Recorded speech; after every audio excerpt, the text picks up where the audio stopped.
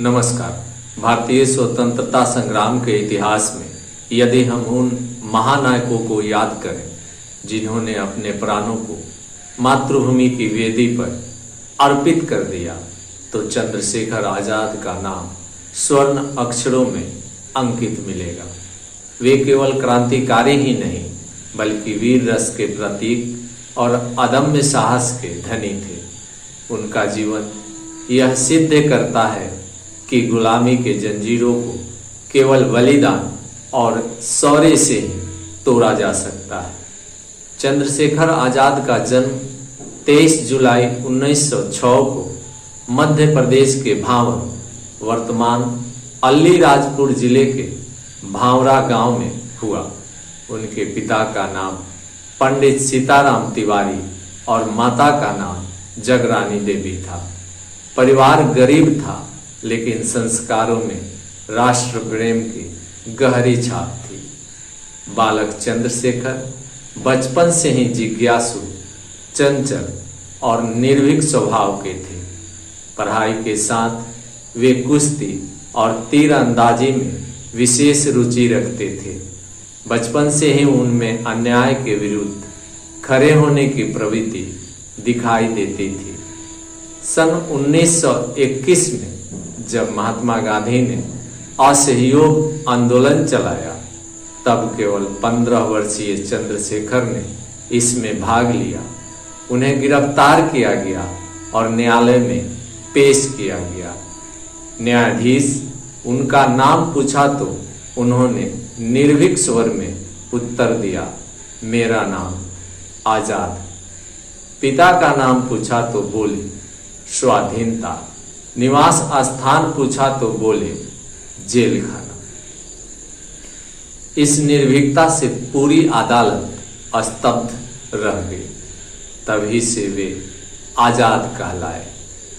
असहयोग आंदोलन की वापसी से निराश होकर चंद्रशेखर आजाद ने यह निश्चय किया कि केवल अहिंसा से स्वतंत्रता संभव नहीं है। उन्होंने क्रांतिकारी संगठनों से जुड़कर ब्रिटिश साम्राज्य के खिलाफ संघर्ष का मार्ग चुना। वे हिंदुस्तान रिपब्लिकन एसोसिएशन HRA से जुड़े, जिसे बाद में Hindustan socialist Republican association HSRA के नाम से संगठित किया गया। उनके साथ राम प्रसाद बिस्मिल, अशफाक उल्ला खां, राजगुरु, भगत सिंह, सुखदेव, बटुकेश्वर दत्त जैसे महान क्रांतिकारी थे। 9 अगस्त 1925 को आजाद और उनके साथियों ने काकोरी रेलवे स्टेशन के पास अंग्रेजों की ट्रेन को लूटकर सरकारी खजाना अपने कब्जे में ले लिया। इसका उद्देश्य व्यक्तिगत लाभ नहीं था, बल्कि क्रांतिकारी गतिविधियों के लिए धन जुटाना था। इस घटना ने पूरे भारत को हिला दिया। यद्यपि बिस्मिल, अशफाक उल्ला, ठाकुर रोशन सिंह जैसे साथी पकड़कर फांसी चढ़ा दिए गए, लेकिन चंद्रशेखर आजाद पुलिस के पकड़ में नहीं आए। चंद्रशेखर आजाद ने भगत सिंह जैसे युवाओं को मार्गदर्शन दिया। दोनों ने मिलकर हिंदुस्तान सोशलिस्ट रिपब्लिकेशन एसोसिएशन को पुनर्गठित किया। 1928 में लाला लाजपत राय की मृत्यु का बदला लेने के लिए जॉन सैंडर्स की हत्या की योजना बनाई गई। इसमें भगत सिंह, राजगुरु और आजाद सक्रिय थे। 1929 में असेंबली बम कांड आजाद की योजना और नेतृत्व से भगत सिंह व बटुकेश्वर दत्त ने दिल्ली की असेंबली में बम फेंका। इससे ब्रिटिश हुकूमत बुरी तरह हिल गई और क्रांतिकारियों का नाम घर घर पहुंचा। 27 फरवरी 1931 का दिन भारतीय स्वतंत्रता संग्राम के इतिहास में अमर हो गया। उस दिन इलाहाबाद के अल्फ्रेड पार्क, अब आजाद पार्क में चंद्रशेखर आजाद अपने साथियों के साथ मौजूद थे। किसी मुखबिर की सूचना पर पुलिस ने पार्क को चारों ओर से घेर लिया। आजाद ने गोलियां चलाकर अंग्रेजों को खदेड़ दिया। उनकी गोलियों से कई पुलिसकर्मी घायल हुए, परंतु धीरे धीरे उनकी पिस्तौल की गोलियां खत्म हो गई।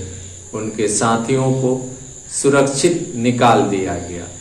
जब अंतिम गोली बची तो आजाद ने निश्चय किया कि वे कभी अंग्रेजों के हाथ नहीं आएंगे। उन्होंने अंतिम गोली अपनी कनपट्टी पर दाग दी और जय हिंद कहते हुए अमर हो गए। आजाद की जीवन की घटना से जुड़ी कई साक्ष्य और प्रमाण आज भी मिलते हैं। काकोरी कांड का प्रमाण काकोरी का शहीद पुस्तक में मिलता है, जिसका लेखक योगेश प्रभाकर में स्पष्ट उल्लेख मिलता है कि आजाद ने ब्रिटिश पुलिस को कई बार चकमा दिया। न्यायालयीन अभिलेख में भी उनका प्रमाण मिलता है। 1921 के असहयोग आंदोलन में गिरफ्तारी का विवरण द ट्रूवन अचीवर्स 1921 में दर्ज है, जहां उनके आजाद नाम की घोषणा का उल्लेख है। अल्फ्रेड पार्क घटना उस समय के ब्रिटिश समाचार पत्र द पायनियर 28 फरवरी 1931 में पूरे विस्तार से छापा है।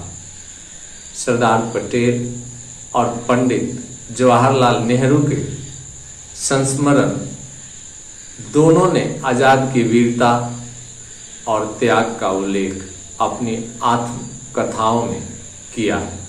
जब आजाद साथियों से कहते थे कि दुश्मन की गोलियों का हम सामना करेंगे, आजाद ही रहे हैं और आजाद ही रहेंगे, तो यह केवल नारा नहीं था बल्कि उनका जीवन मंत्र था।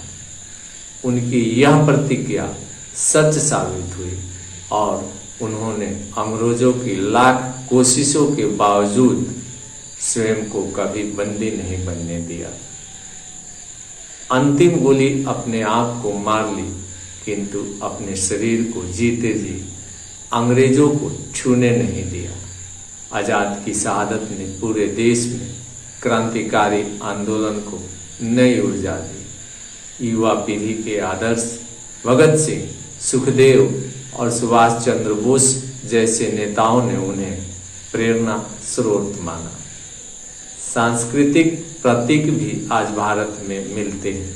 हिंदी साहित्य और जनगीतों में आजाद की शौर्य गाथा गाई जाती है। आज अल्फ्रेड पार्क का नाम बदलकर चंद्रशेखर आजाद पार्क कर दिया गया है। वहां उनकी प्रतिमा स्थापित है, जहां लोग उन्हें नमन करते हैं। चंद्रशेखर आजाद केवल एक क्रांतिकारी नहीं थे, बल्कि वे भारतीय स्वतंत्रता संग्राम की आत्मा थे। उनका जीवन वीर रस की अद्भुत गाथा है। उन्होंने अपने रक्त से स्वतंत्रता की नींव को सींचा और अपने आने वाली पीढ़ियों को सिखाया कि स्वतंत्रता भीख में नहीं मिलती, इसके लिए त्याग और बलिदान करना पड़ता है। उनकी शहादत आज भी हर भारतीय युवा को साहस, स्वाभिमान और देशभक्ति की राह पर चलने की प्रेरणा देती है। एक बार चंद्रशेखर आजाद को नमन करते हुए इस वीडियो को समाप्त करने की इजाजत मांगता हूँ। जय हिंद।